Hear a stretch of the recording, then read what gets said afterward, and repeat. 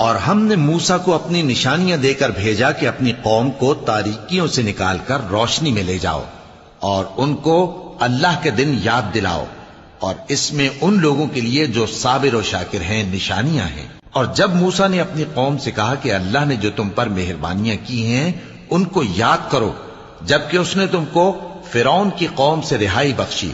वो लोग तुम्हें बुरे बुरे अजाब देते थे और तुम्हारे बेटों को मार डालते थे और तुम्हारी लड़कियों को जिंदा रहने देते थे, और इसमें तुम्हारे परवरदिगार की तरफ से बड़ी आजमाइश थी। और जब तुम्हारे परवरदिगार ने तुमको आगाह किया कि अगर शुक्र करोगे तो मैं तुम्हें ज्यादा दूंगा, और अगर नाशुक्री करोगे तो याद रखो कि मेरा अजाब भी सख्त है।